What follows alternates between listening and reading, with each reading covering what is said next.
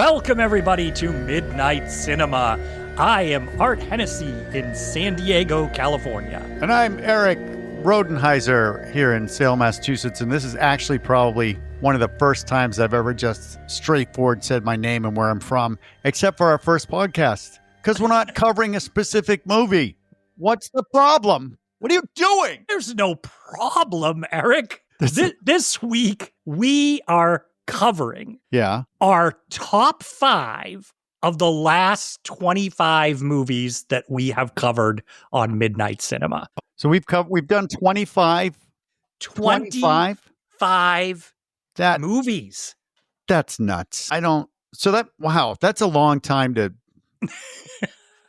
cover stuff. I mean, we're a new podcast, but I'm amazed that we've done 25 and that we're still doing it. We're still friends too. That's weird. That remains to be seen. When we might have some fights over this top 5. Oh, Who knows? I hope so. I hope this is a raw, everybody, this is raw, unedited podcast with Art and Erik. As you said, it's unbelievable. 25 movies. I should say, just a little rundown for you here.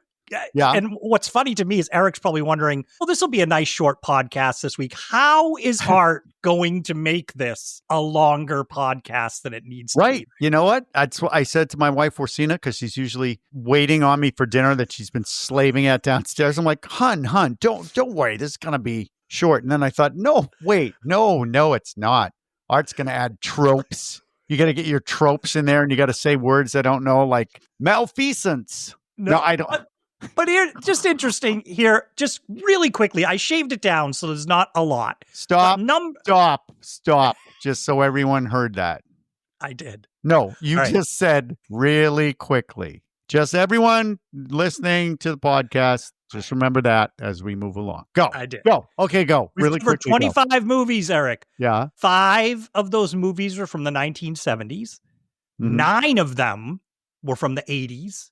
4 from the 90s, only 4 from the 90s, and 6 of them have been from the 2000s. Oh, so, yeah. Well, it's fun to cover older stuff because so many people have seen it, unless it's so I like that. I like it's cool. I like we can cover stuff, and we were able to see everything. So we're like freaking elders. We're like elders of the movie community. Because we have seen them we could have seen all of them in a theater. That's what's nuts. And we covered 2 movies from this year early on in the podcast. Yeah, we did. We covered the Monkey and Death of a Unicorn, which we went to theaters to see those. We did. And I only saw both of those once, which is unusual for me for almost any movie. But that was our baby podcast. That was our widow. The Monkey was our widow baby. It was. And now it's available on Netflix. And I started watching it and I was fast forwarding through it. Like, oh gosh. So you probably know, but maybe the Monkey's not in my top 5. Monkey's not going to be in your top 5. Might not be. Spoilers. Just as one more data point from our 25 movies here. Hold on. Let me get my vomit bucket. Hold on. Go ahead. I'm going to keep it close. Go ahead. We've only covered 2 sequels out of the 25 movies. Well, that's good.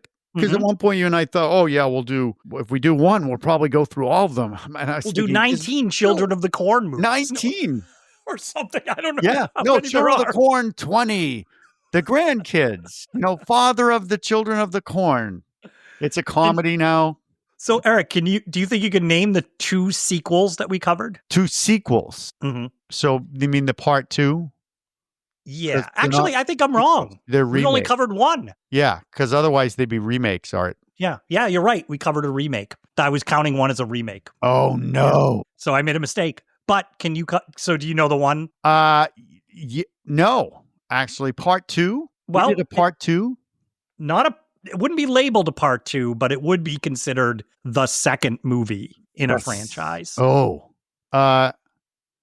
Leprechaun 2 in the Hood. No, we didn't cover that. Damn it. Rumpelstiltskin in Hawaii. No, what was it? Well, a really good one. Dawn of the Dead we covered. And that would be considered the second movie in the George A. Romero. Oh, that's a trick. Yeah. You tricked me. Right. But That's a trick. right. We did cover the Fright Night remake that was released in 2011, Yes. which I think in my mind I was thinking of as a sequel, but it's a remake. You're No, right. it's a remake or sort of a reimagining. Love Fright Night, by the way. If it's not on our top 5, everybody go listen to Fright Night or watch Fright Night. And then the remake, because I really like them both. But the original art, as you know, that was my date movie when I was in high school. Like, do you want to watch Fright Night? It's scary. Hold on to me. And last thing, Eric, 10 of the movies we covered have at least one sequel. Only 10? So yeah. Well, I know Death of a Unicorn's not having a sequel. There are a couple that have what you would call maybe spiritual sequels. In other words, a what? A spiritual sequel? What are you making up? What? A spiritual sequel? What I mean, Eric, is the movie we covered, At the Earth's Core, as you know, was made by the same director who made 2 very similar movies. It was almost like a little trilogy there. And there are several movies that we covered that have this sort of, I'll give you an example, Dario Argento movies. There was like a trilogy of those. So I think there are definitely movies that fall into there are a sequence of movies, but they're not really sequels. But yeah. Wow. No, because they're spiritual. They're Jesus sequels. Spiritual. You said spiritual, man. I'm just saying. Never. Oh God. You never let me live these things all right. Now that I can just derail you at any moment because we're not progressing through a movie. So what we're gonna do, I guess, is we're gonna list our top 5, but by the 5th one, meaning the one. We'll start with 5. Yeah. We're going to count down to 1. Yeah. And if you guys like, oh, that sounds good, then go listen to that podcast or watch that movie and then listen to the podcast. Yeah. That's what we're doing this. This is like a wrap up of, because it's 25 years together. No, 25. It feels like 25 years. It feels like 25. I haven't even known you 25 years. Yeah. No, you definitely over 25. Yeah. Really? Yeah, because I started doing a show that you had produced. I did that.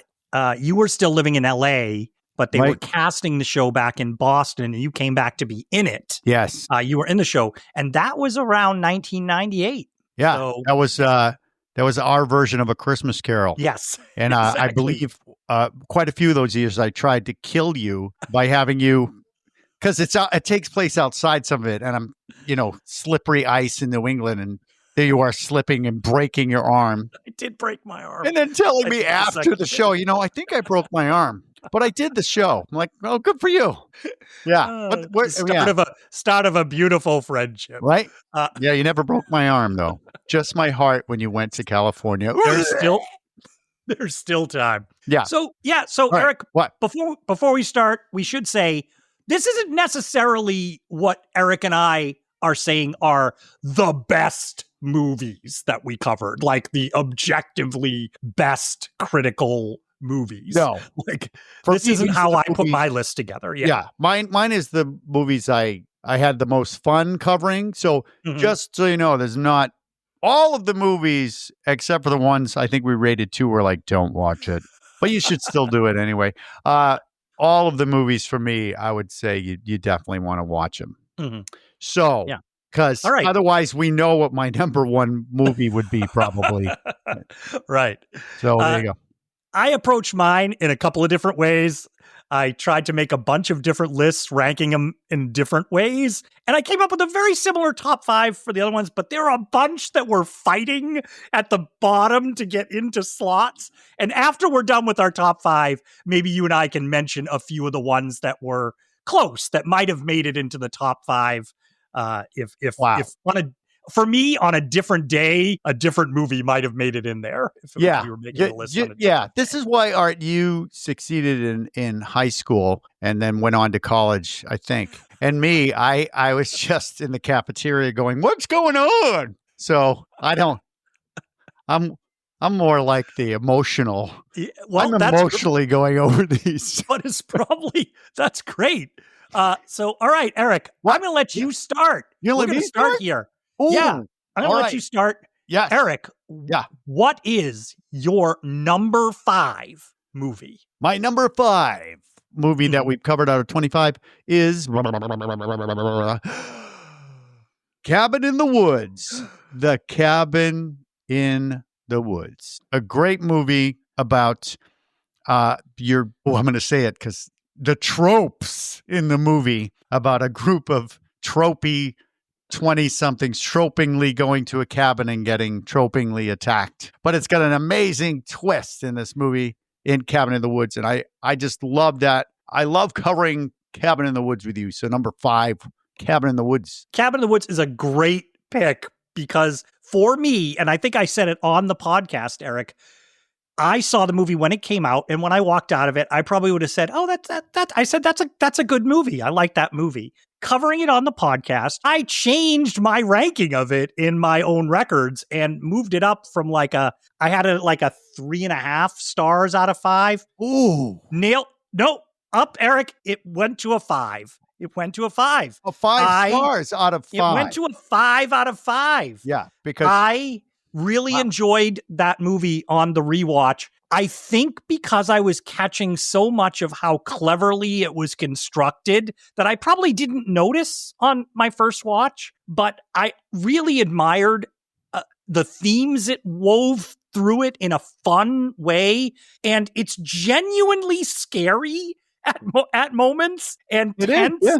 It's a good movie for us to cover on this podcast because it takes a lot of the things that we cover in a lot of the movies we see here on this midnight cinema journey, Erik, and it mixes them all up in a blender and kind of takes funny pokes at them and then also sticks the landing. A lot of movies we cover kind of don't really get that ending right. This is in my view. But that one, just for some reason, really satisfying. I'm so happy that you put this on the list here. It's tough to stick a horror movie ending. It's really tough to do that. But Cabin in the Woods, if you love monsters and you love just not knowing what's going on for quite some time, and really a great story, good cinematography or whatever the hell you people call it. But what do you mean you people? But I love Cabin in the Woods. Great horror movie, monster movie for me with surprising turns. So that for me, number 5. And plus you and me covering it was we were just tearing it up on that one. So many things going over the monsters, like what kind of monsters there are, and just talking about the 2 guys that are moving the story forward. Just great. It was fun. It's a really good podcast. And Erik, some behind the scenes for people. It was a bear of a podcast for you and I to record. We did 4 different sessions, if you remember, because of internet connection problems. Yes. So I may release the whole video one day of the podcast. But if I do, you will see us in 4 different outfits. Actually, the first re-recording, we put the same clothes on for something, so we thought we would have consistency. But then we just were like, screw it, we have to get this done. So a little behind the scenes.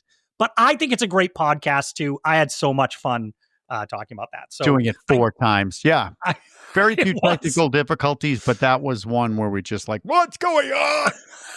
So that's my number 5. Number 5. Good pick. Good pick. I know. All right. I know. Erik. Yeah. My number 5 for our list might surprise you, but I really thought about this movie in the spirit of the types of movies that we watch. I really can't forget this one, and I had never seen it, I think, before you suggested it. My number 5 movie is 1983's The Deadly Spawn. Deadly Spawn! Deadly Spawn! Yes. It's a 1983 movie. I just think it combines horror and sci-fi and gore and what the hell in the best midnight cinema way. It gives us an alien that's gnarly, slimy. It's like, it's incomprehensible and has a million teeth, and that image and the things just stay in my mind that I went back to it several times after our podcast to watch sections of it. It has this sort of simple early 80s synthy score, I think I'd describe it, that kind of really puts you in a mood, and it's eerie. It underscores the weirdness of the movie.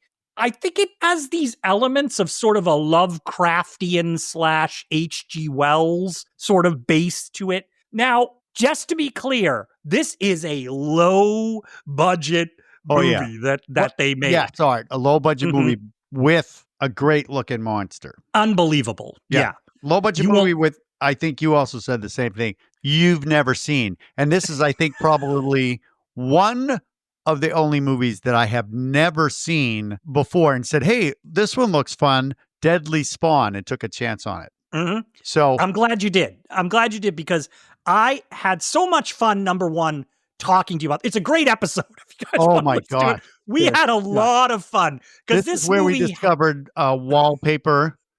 Was where we discovered the wonders of wallpaper. Yes. And the wonders of gratuitous nudity and sleeping clothes, why people sleep in certain outfits.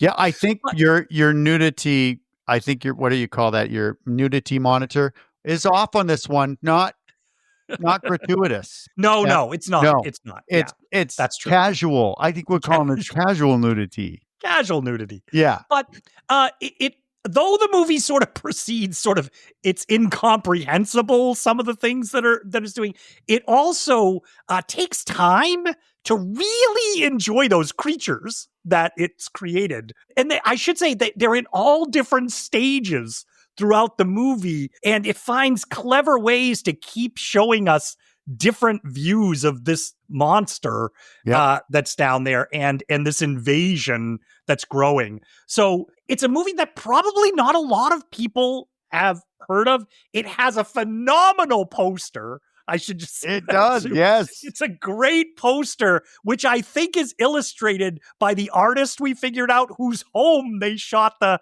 you know what? I'll do the cover. And it came out great. So I would say to people, if you have not watched The Deadly Spawn, take a chance and you're going to love it. It goes in crazy places, but it also influenced a later movie that we covered. I think you can see a lot of influence of The Deadly Spawn in 2006's James Gunn's movie Slither.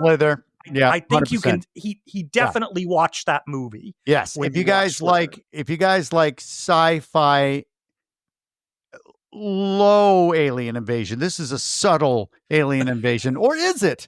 That's what this is with these creatures, just creatures that are relentless. But it is dated. It does have a couple moments of but watch it.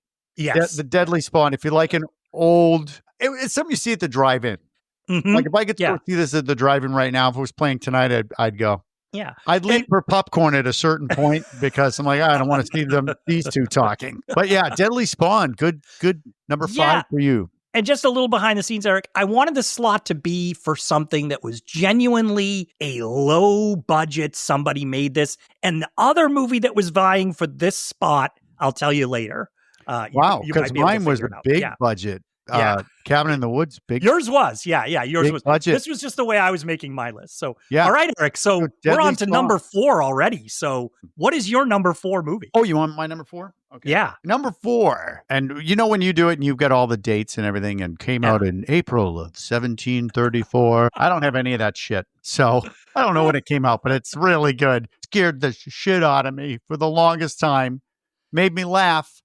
After a while, I thought, why was I scared of this movie? And then, once again, made me scared. Suspiria. Number 4, Suspiria. Oh, yes. Good pick. Oh, Eric. my God. Good. Suspiria. If you guys don't know what Suspiria is, then just go listen to a different podcast. Suspiria is a horror movie about a coven of witches at a girls' school. And one of the newcomers learns this. And that's it. That's the plot. But it's Dario Argento, so it's just weird and awesome. And if you're like Art, where you go, oh, this movie has the color palette is so and you know the original You'll find this interesting. If you're into that, you'll love it.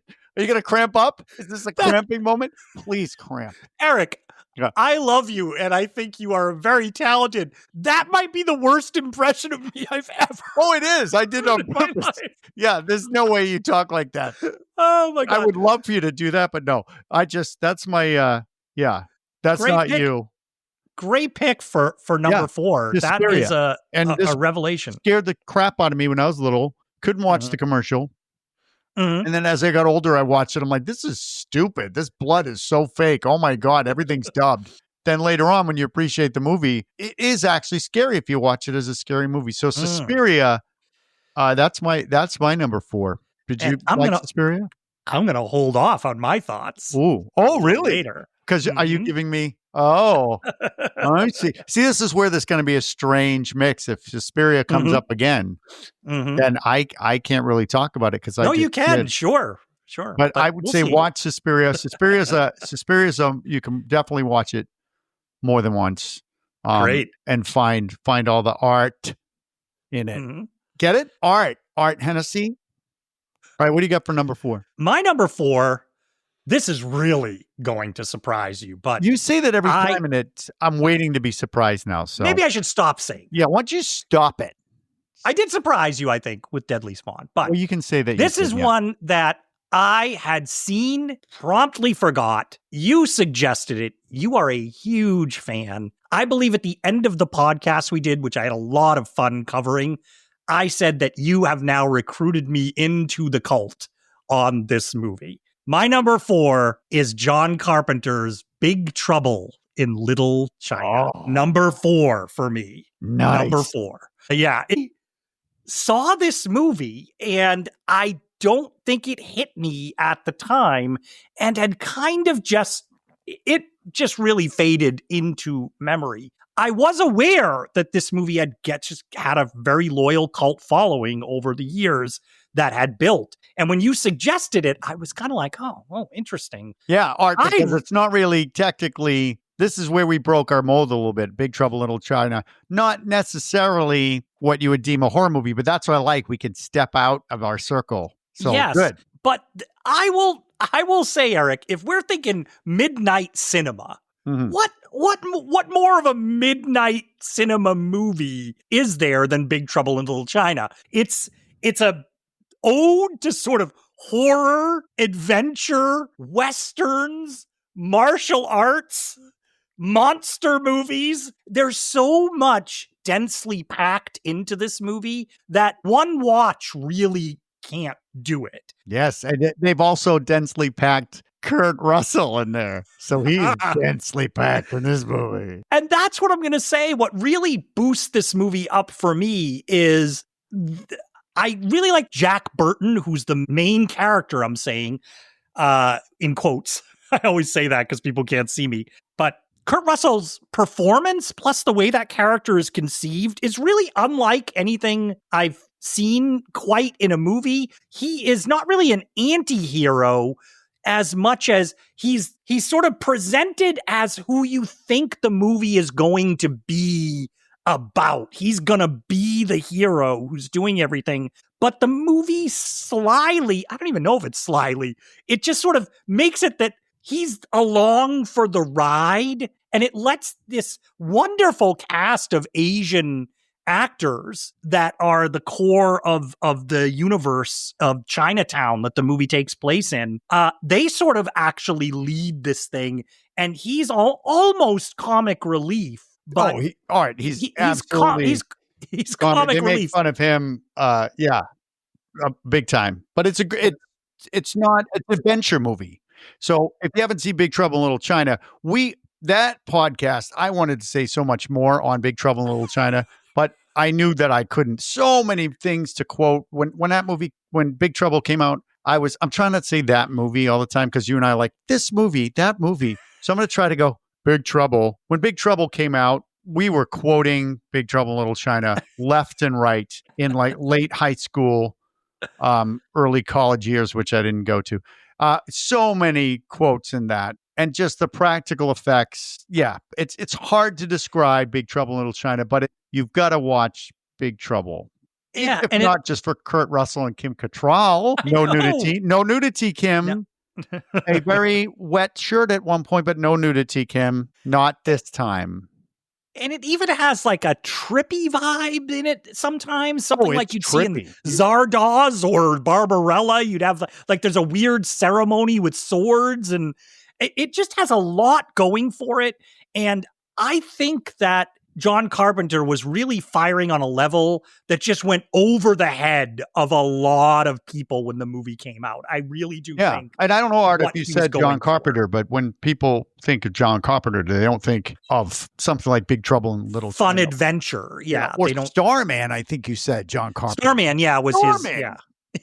But it's great. I love Big Trouble. I love Kurt Russell's just got this charm. I mean, I don't lean towards the male side of things and being attracted, but if Kurt Russell was like, hey, Goldie's not here if you want to snuggle, I'd be like, yeah, all right, let's do it. So I'll just ask you, Eric, then while you're on that subject, what would you say, is that peak Kurt Russell for you? Is that Jack Burton and Big Trouble in Little China? Would that be peak? I don't know, because the Christmas Chronicles, Kurt Russell. Hey, I mean, first one I watched, second one, put a Santa suit on somebody and it's different take on it. But Kurt Russell, Kurt Russell, almost any movie. What was the one where where his wife gets taken? Well, that's is it Breakdown or something? There you go. Yeah, I knew there was a breakdown involved. Yeah, but Kurt Russell, anytime for me,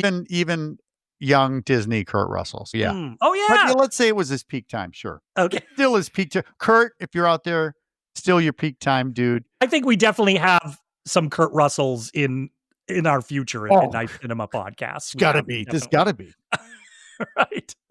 So that was my number 4, Eric. Number 4. My number 4. All right. So we're up to our 3s. So you're going to do I'm in control now. You are. Yeah, let's say like we're doing scenes and this is now. Why don't you tell me what your number 3 is? Okay, so I'll go I'm again. going to be surprised. I'll probably be surprised at your pick, number 3. I don't know if you will on this, but number 3 is a movie that just undeniably for me, just kind of, it is the big heavy hitter on this list for me. Really? And I remember doing the podcast, you said that you were a little anxious about doing this one because of everything that you had experienced when you first saw it. So you were a little like, ooh, yeah, you had memories and I did too. Mm-hmm. And it delivers still on those visceral things. But my number 3 is the original Dawn of the Dead, 1978. Ooh, yeah.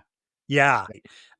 George Romero, I think he just created this incredible sort of large scale, gritty horror movie that the horror and the gore really gets you on some primal level when you're watching it, that it just, even though you've seen it before, you look at those effects now, they still just turn your stomach.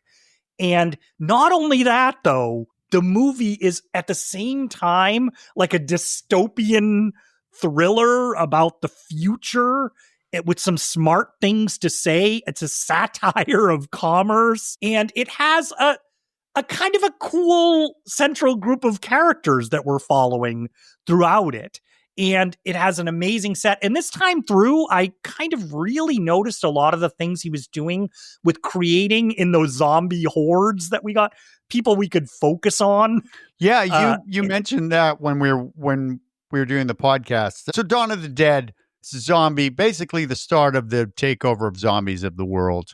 George Romero basically made this genre happen. And it is at times super frightening. And you pointed out, which I never looked at it this way, because I learned from the podcast, Art, when I talked to you, I learned that the satirical look on consumerism and stuff, because it takes place at a mall, a shopping mall. Mm-hmm. So it is interesting to look at it that way. What Dawn of the Dead always sits with me as a movie I shouldn't have seen on the big screen at the age that I was, and haunting me. Zombies have since then been haunting me off and on throughout my entire life because of this gosh damn dinky movie. And I remember you were a little like, oh, I'm feeling like thinking about it. Yeah, these zombies are not when you think about zombies, Dawn of the Dead zombies, slow-moving dummies, but somehow Art in the movie can climb ladders. Like, where all of a sudden are you getting these motor skills from? You can climb a ladder. You're falling over each other, but you can coordinatedly climb a rung ladder. I mean, give me a break. But they for stupid, simple creatures scared the crap out of me. And I thought any minute a zombie's going to come down the street and come after me and bite into my arm. Horrible scene in the movie. Yeah. So Dawn of the Dead stands the test of time, still looks great, sounds great. It's an amazing achievement, I think, for a horror movie. And I'll just add the remake, which we also covered. We covered the remake that was made in the early 2000s, Dawn of the Dead. Also is a pretty good movie too. Also a very good movie. Yeah. Like that's a good movie. If you want to watch that onto there. Those. Yeah. If you're listening, you want to watch horror movies, watch Dawn of the Dead if you haven't seen it, the original. But then jump onto the Ving Rhames. Yeah. Dawn of the Dead, and it's a different twist, and those zombies very different as far as their skills, but they're fast in that one. So yeah, yours is number 4. No, that was my number 3. That was my number 3. Number 3. My number 3 was Dawn of the Dead. Yeah. All right. Notice, Art, I'm not going, I'm going to hold off, because right now I ain't got nothing that you've picked right now. So, well, we all know everyone that he's got Suspiria somewhere in his pocket. Suspiria. So my number 3, I'll give you a hint. It's a movie where started as one movie and then they went, you know what? Why don't we add a lot more guts and boobs in it? That'll do it. What? Yeah. It starts off as a science-y thriller and turns into a boob gore fest. I know what this is, but I'm going to let you tell us what it is. Okay. My number 3, humanoids from the deep. So humanoids from the deep. What year is it? Humanoids is 1980. 1980. So it is a horror movie about basically fish monster men that try to take over this small town. And not only are they trying to do that, but they want their one goal is to continue their advancement by impregnating women. That's so. And I just have to say, Humanoids from the Deep, I've seen way too many times. So that's why it was so much fun covering it with you, because I love the monsters in Humanoids from the Deep. Fun fact, there's only 3 monster costumes and 2 of them suck. And so one of them is what they spent all their money on. But it looks like there's dozens of them in this movie, in Humanoids. And it's horror, and then there's some gore. Stupid jokes, and then like probably six boobs. I forget how when we count women naked, whether it's 6 naked women from the top, but it is, regardless of that, this is a guilty pleasure for me. Definitely a midnight cinema watch. I would sit with Erik. A bunch of people and watch this, and Roger Corman, who's kind of just not. He's more like, throw more guts and boobs in there. He's the one who kind of changed the movie around from a thriller where you wouldn't see much of these creatures or nudity or gore to, oh no, we got creatures and nudity and gore. So Humanoids from the Deep, a sci-fi oceanside monster movie. Mm-hmm. Yeah, love it. Love Humanoids. And it was fun going over. See, we're both laughing. That was a fun podcast.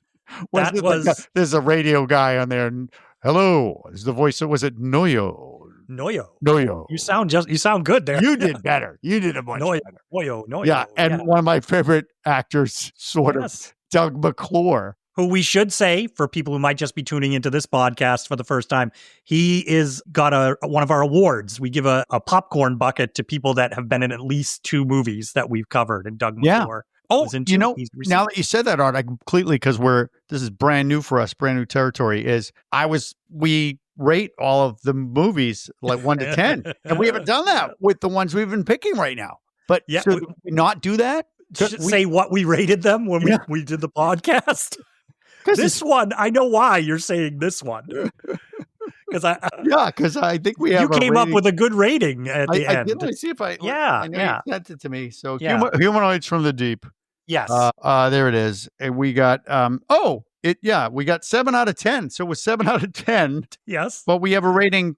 It changes. So it's not 7 out of 10 skeletons or pumpkins or whatever, right? 7 out of 10 stars. It's 7 out of 10 ventriloquist dummies.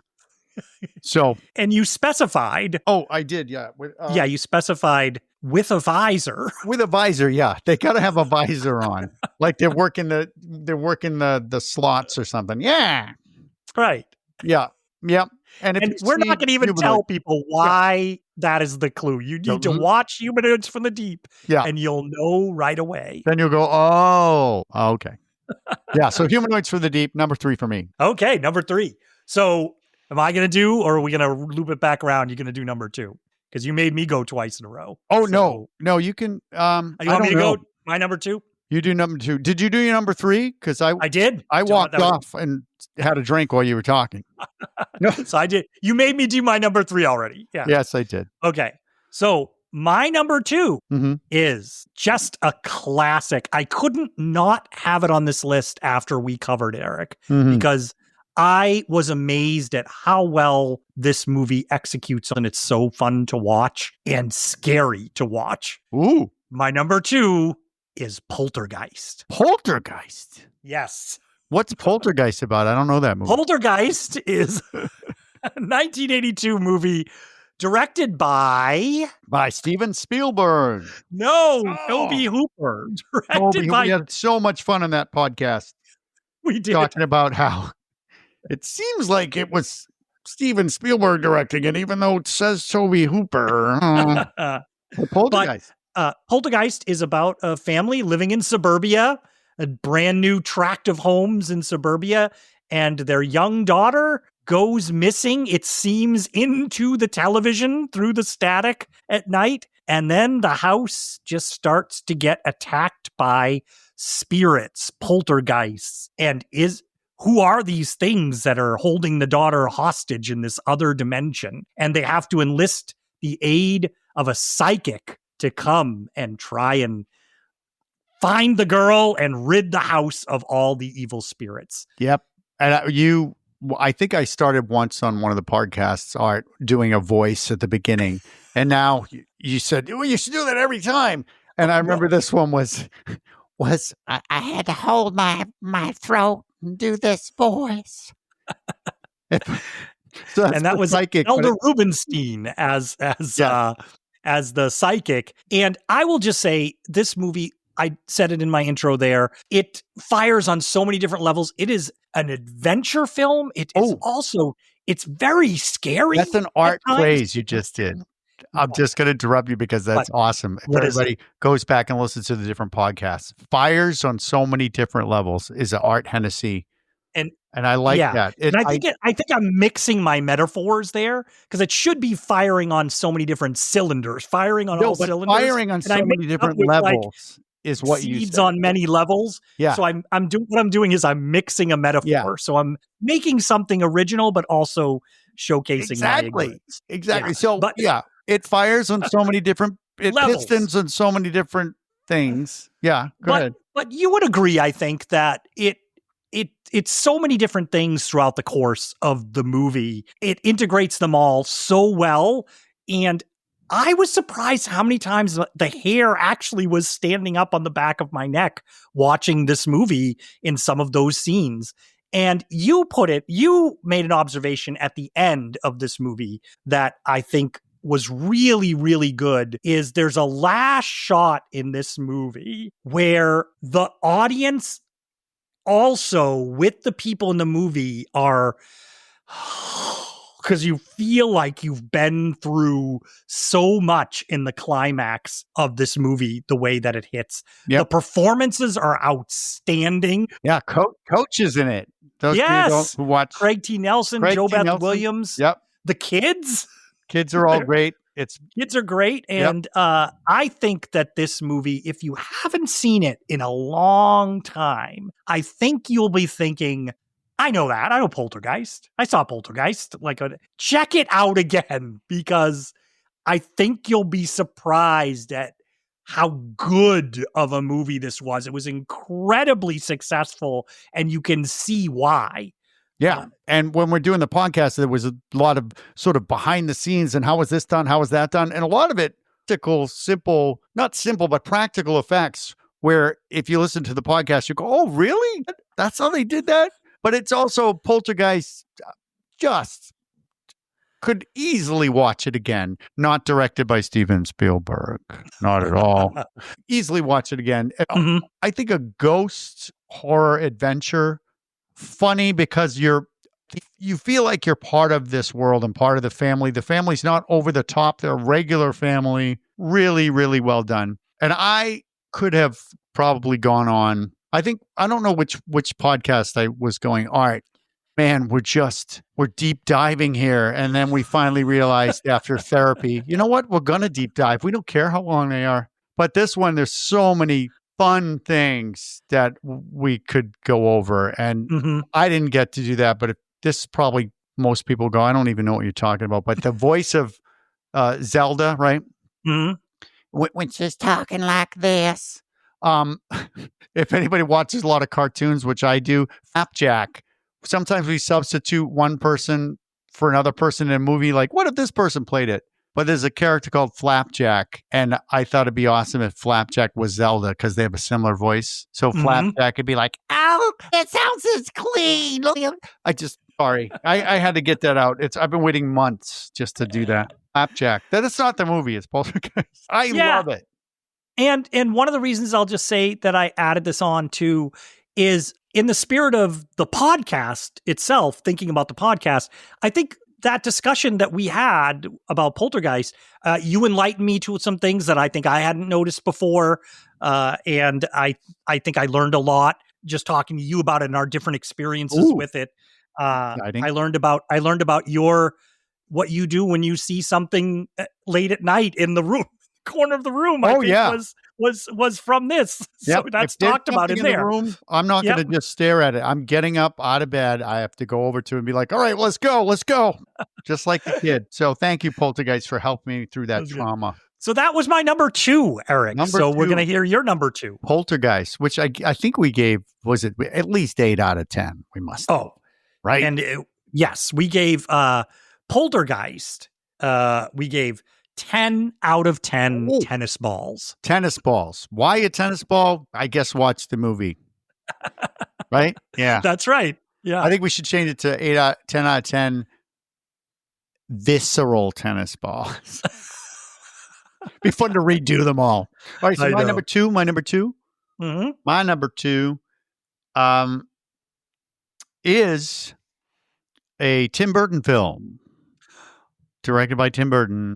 Sleepy Hollow, which I saw at the Mann's Chinese Theater in Los Angeles. And I was giddy then. I think it nailed the story of Sleepy Hollow with not a twist, but Tim Burton said, what if Sleepy Hollow was real and the headless horseman was real? And I was just, to quote Tim Burton, I was just giddy with watching Sleepy Hollow. And Johnny Depp, I like Johnny Depp.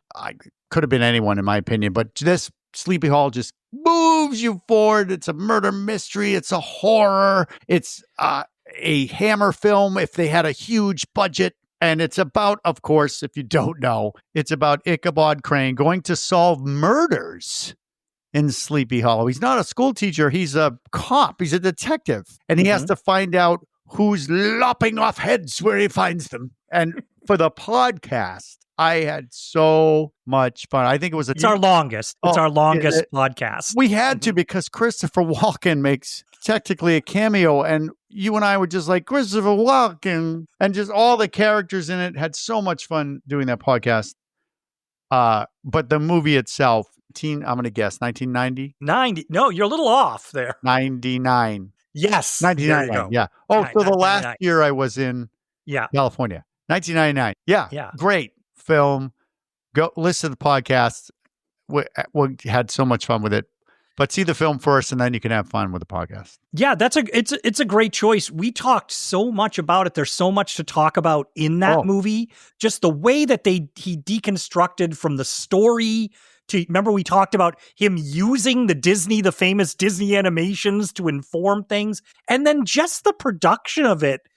I know we talked about that a lot on the podcast, But the idea of building this town, you said, of Sleepy Hollow and bringing it to life. They built the town. And then also creating a creepy forest that looks real, but it's on a soundstage in London. There's behind the scenes photos that I think are just stunning of they created these trees and these things. Eric, it is such a fascinatingly beautiful movie. I think taking influences from a lot of different artists and paintings of the time. And I really was taken with that movie visually and with some of the themes and things. And let's not forget, it goes hard on the violence and the scariness too. It does go hard on the violence, but not.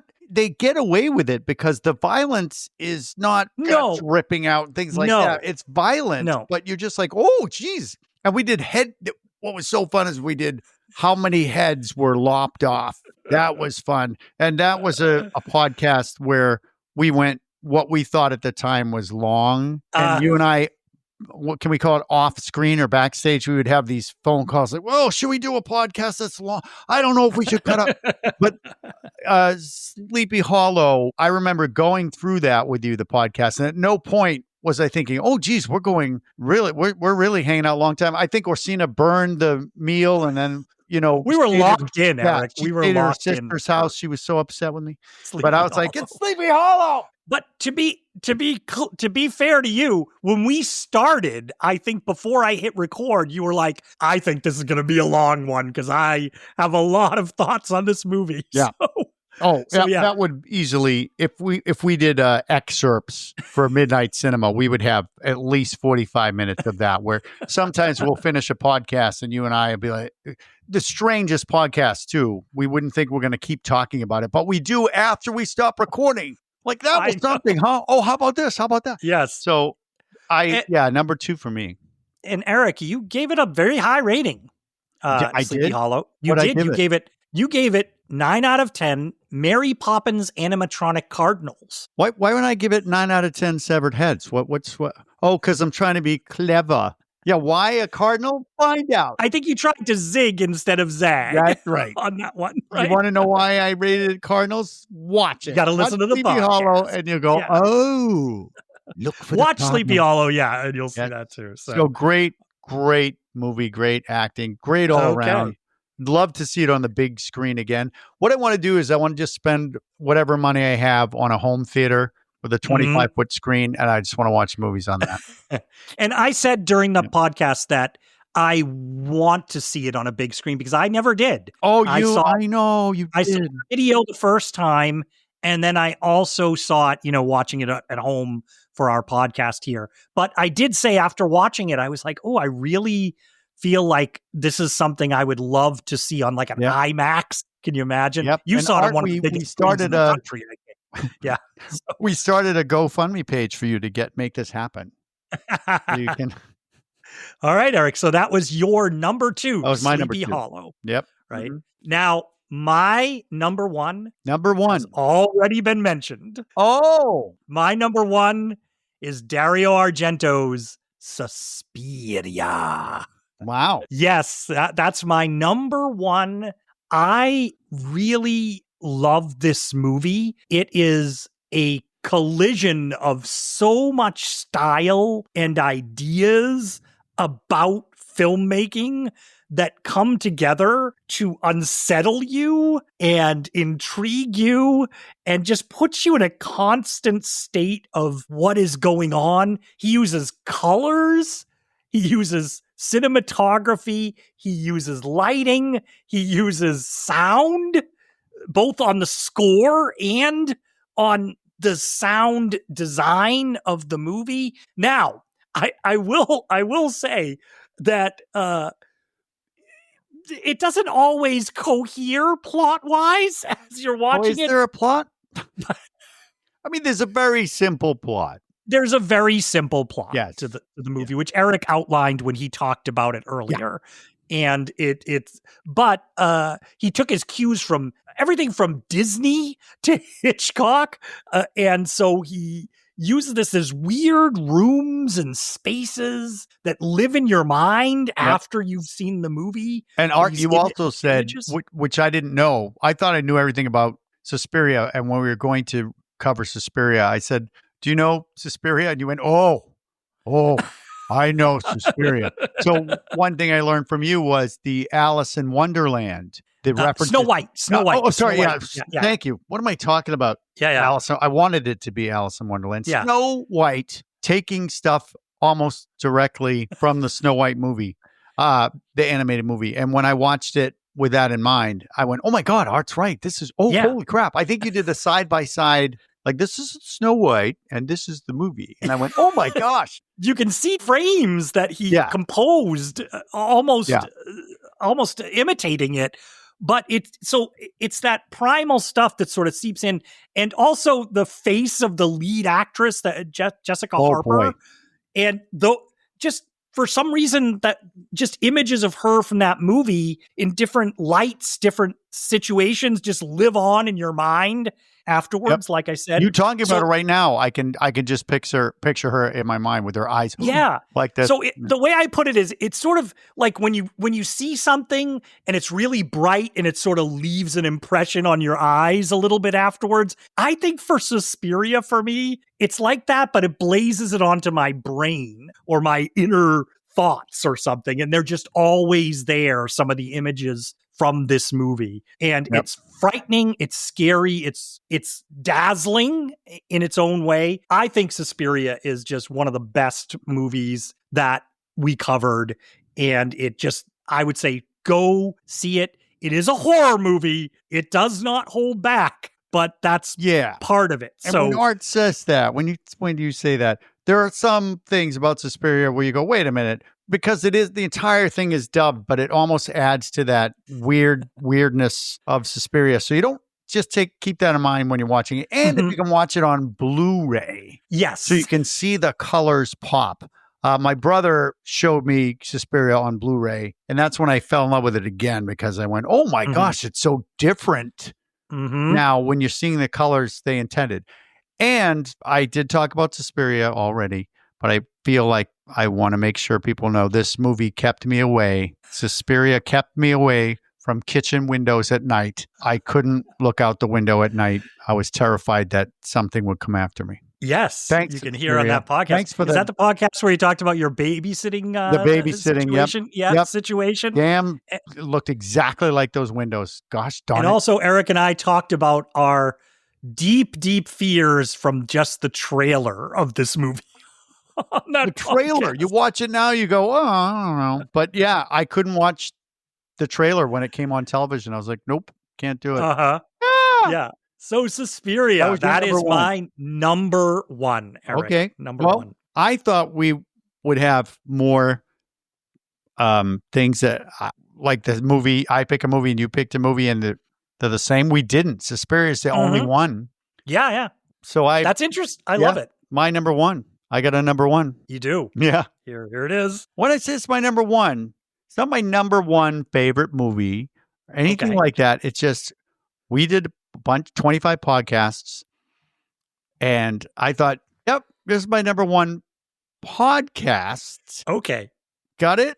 Love it. Also a guilty pleasure for me growing up. So my man, Doug McClure, starring in my number one. Why are you laughing? Our number one. I am not. This is a serious critical. This is our episode, Eric, where we are critics. We're putting on our critic hats. I see. Yeah. Well, I critically love my number one, At the Earth's Core. Love it. And love it. If you haven't seen At the Earth's Core, this is what's called, I forget what it's called, a D movie. It's not a B movie. It's like a D movie with just very little budget. The effects are mostly people in what you would consider like a Godzilla suit. But for some reason, the movie is riveting, and it's got Doug McClure in it, and also Grand Moff Tarkin from Star Wars. And also, I will, yes, this will point out this At the Earth's Core There's a conspiracy theory here Oh, that a young George Lucas. It's my conspiracy theory, by the way. So if you want to join me on my Reddit forum at the Earth's core, Lucas, ? There's so many things where I think George Lucas watched At the Earth's Core and went, wait a minute, this is a good idea. And I think as we're doing it, you are starting to become a conspiracy theorist with me. Started to become Yep. corrupted by your thoughts. Yep. So easy to do. And At the Earth's Core basically takes place in the, I think, late 1800s. And it's these guys that are like, we're going to drill down to see if we can get below the earth and bore a hole. And they accidentally go all the way to the Earth's core and discover there's a whole new world down there filled with people who seem like they're at the beginning of mankind, with outfits. And you think, oh, then they're just simple people. But no, they speak perfect English. And then a goddess also starring in it. Oh, gosh. My crush for the longest time just is in it. She's on the episode artwork for that episode. Yeah, I look at that artwork all the time. Art. And so they make it to the center of the earth, and it's filled with monsters, too, that are so unique. I'm laughing just remembering that podcast, Erik. But the podcast was so much fun to do because just finding out the dialogue and the acting and Grand Moff Tarkin. Peter Cushing, everyone. Peter Cushing is the person I'm referring to. He chews up the scenery and he sells his role. So he just does. Peter Cushing does a great job.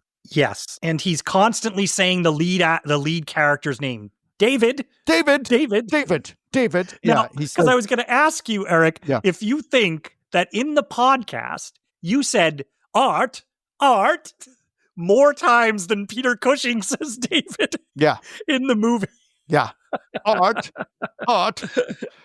Great movie to cover with a podcast. So I think if you like that, it's Journey to the Center of the Earth type of movie. And then, of course, there's The Land That Time Forgot. It's along those lines. It's the same director for Land That Time Forgot. And even another one that I think you watched, that I end up watching, is like Atlantis, Atlantis or... Warlords of Atlantis. Warlords of Atlantis, yeah. Watch all those movies. Mm-hmm. And that's Doug McClure as well, right? Doug McClure, yep. He was in all three. All three. Plus... Return to the Land. Erik, would you call those three spiritual sequels? Would you call them spiritual? No, but you would. You would call them spiritual. I don't even think I'm using that word right. Yeah, I'm mixing my metaphors. I'm doing. I love it. It's spiritual. This is out of control. It is. Now, Erik, do you remember what we scored at the Earth's core? Oh, gosh. Ooh.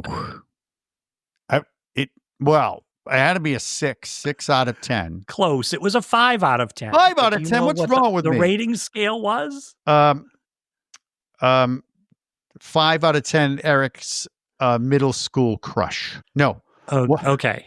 This is going to get a little randy, but we have an explicit rating on this podcast. We have an Oh, yes. Yes, because there's so many bizarre creatures in At the Earth's Core. So bizarre. Just watch it for the bizarre choices of monsters. And yes. I rated it after one of the monsters. Yes. So I think Are you going to make me say it? Yeah, I'm going to make you say it. Yeah, do it. It's 5 out of 10. Yeah. Killer octopus vajayjay. Yes. And I think I actually probably said vajayjays because it's, these creatures, if you think, no, they can't look like that. Oh, yeah, that's exactly. I should have added electric. That's right. They're electric because they have light. And if any of this you're going, what the hell? Check it out. Check out the movie. It is usually streaming for free on Tubi or any of these services. I know. You got to watch commercials. Yeah. But I think it's often on Prime, Amazon Prime for free too, where you don't have commercials. So it pops up here and there, but widely available. The sound effects of the creatures are I moved away from the mic for that one, but I shouldn't have. Right. And then so many great sounds in At the Earth's Core. And I'm flaking on my crush's name, which is making me sad. Carolyn Munro. Thank you, Carolyn Munro. Thank you. Mm-hmm. Thank you, Seventh Voyage of Sinbad. Oh, possible midnight cinema feature. Absolutely. Possible. It is possible, not possible, or it is absolute. That's a definite. With Doctor Who. I know. Doctor Who's in it. So that's my number one. That's your number one. We did it. So, we did Erik, it. Yeah. So I'm just going to run down mine just to refresh everybody's memory. Yeah. So number 5, I had The Deadly Spawn. Mm-hmm. Number 4, I had Big Trouble in Little China. Number 3, I had Dawn of the Dead, 1978, the original Dawn of the Dead. For number 2, I had Poltergeist. And for number 1, I had Suspiria. Nice. So what you want to run down your number 5, Cabin in the Woods. Number 4, Suspiria. Not because of the movie, just because of the podcast. Number 3, Humanoids from the Deep. Thank you, Doug. Doug scoring twice in mine, by the way, my top. Yes. Doug number 2, Sleepy Hollow. And number 1, At the Earth's Core. At the Earth's Core.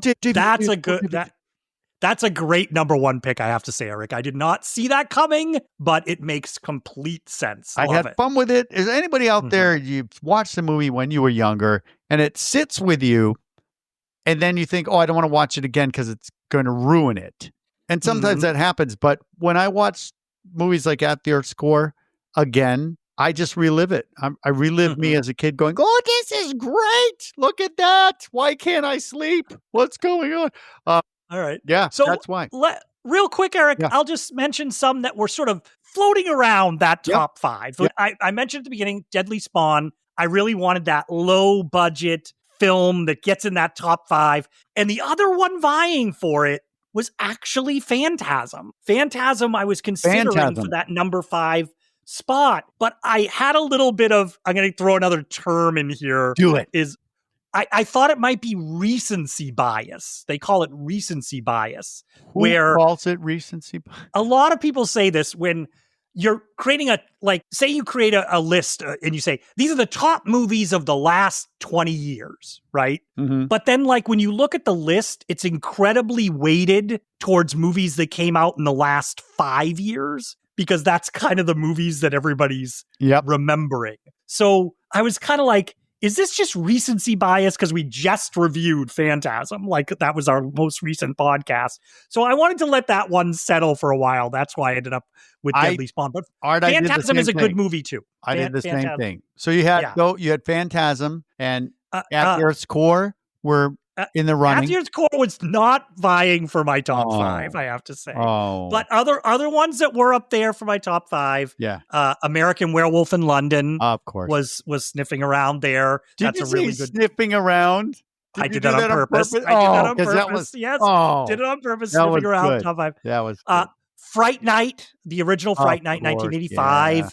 Yeah. I was trying to figure out a way to put it in there. Did you think, Art, I was going to say my number 1 was Fright Night? I definitely thought Fright Night would be in your top 5. I love Fright Night. Everyone watch Fright Night, please. Yeah. I love that. It's my all-time favorite horror movie. There we go. But is it my all-time favorite podcast horror movie?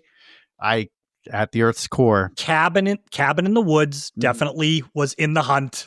For a long time, Cabin in the Woods was on the list. It was actually on there. You said Cabin in the Woods was in the hunt. I don't think that doesn't mean anything. So I just want to point that out to everyone. Cabin in the Woods was in the hunt. In the hunt for the top 5. I was in the hunting of Cabin in the Woods. Cabin in the Woods was definitely one that I was considering. The Shining was up there too. Well, you love that movie. But I kind of almost like you with Fright Night, Erik. Yep. I kind of put The Shining to the side, going, that would just be we know The Shining's great. If we had your way, that podcast would have been 4.5 hours. You'd be like, and then I don't know if you noticed, because that's how you talk. I don't know if you noticed, everyone. And then your version of At the Earth's Core for me that was up close, which almost made it on the list for me, was Humanoids from the Deep. Your version of At the Earth's Core. For me, Humanoids from the Deep, I don't think I don't think it was really, I did love watching that. So it was always up there in there. And then one that nearly snuck in just because the podcast was so fun, Eric. Wait, I'm going to. But I can't put it up. I can't put it up there. No, you can. All right, we're going to say it at the same time. Waxwork. Phantoms. Is that what you were thinking? Phantoms. Because I had. I picked 3. Oh, no. I picked 3. And the 3 just for having fun. Okay. Because Waxwork, absolutely. Waxwork, I think the only one where I actually had to have a physical prop that would change my voice that I kept during the whole podcast just so I could do the little guy's voice. We were expecting more. So Waxwork and Deadly Spawn, of course. Mm-hmm. So mine was Deadly Spawn was in there because I had so much fun. But Phantoms, I remember watching Phantoms and then calling you and going, "Art, we can't review this. What do we? I don't want to." And you went, "Well, maybe because it's so bad," and it was so much fun to do. And another famous actor, and then a soon-to-be famous actor in Phantoms. Yes. So I just. It has one of the best. You didn't give it a rating. You gave it an award. I gave it an award, yes. You gave it the first memorial Timothy Flight Award for Ancient Enemy to Cinema. Yeah, it was an award. Great. It deserved some kind of award. It deserved. I'm doing the voice again. It deserves an award. But those are all the ones we've mentioned here. They're all great picks for you to listen to the podcast or watch those movies. Yeah, and, good. They're fun. They're so much fun. Yeah, so much fun. Yeah. So Eric, that's great. I really enjoyed this. So we've covered crazy that 25 movies. Yeah, it's crazy, Art, that we're pretty much done. Or I'll come downstairs and Orsina will go, "Why are you here? Why aren't you upstairs sweating?" I know, Eric, but thanks for doing this. It's like a little stroll down memory lane, but also it helps to focus our thoughts on what the movies are that we cover. I can't wait to see what we're going to cover here in the future because we've covered a lot of good movies. I know, 25. 20. And there's more. There's more out there. Oh, we're always done. thinking of them. No, we're done. We said 25 and we're not doing any more. Remember? That was our pact. No, I want more. I can't wait. Yeah. So everybody, we'd love to hear if you've listened along and you've listened to our podcast. If you have your idea of your top 5 or what movies that you really liked or podcasts that you really liked, let us know. And we'd love to hear it. So you can follow us at our website, midnightcinemapod.com. You can listen to us on any of the podcast platforms. We're all out there, Apple, Spotify. And if you're there, I always say this, the best way you can help our podcast is to just give it a rating or a review on any of the services. I know people don't like to do that these days, and we have people listening to the podcast. Just take the time and give us a little rating on there. Just do it. Like we do with all of our movies so that you can, what it's, I know everybody's asking you to rate things these days. Amazon, you buy a pencil and they're asking you to rate it. Yeah. But rate this pencil. Give it a tip. Tip this pencil. Do you want to leave a tip? Yeah. So next week, we are going to be back with another movie for you to enjoy and for us to talk about, Eric. Yep. I can't wait. I can't wait either. I got no ending for this one, so I'm just going to have to do some random. I'll have to do some random. Wait, there's a creature in this room. Okay, Eric. All right, everybody. We'll see you next week.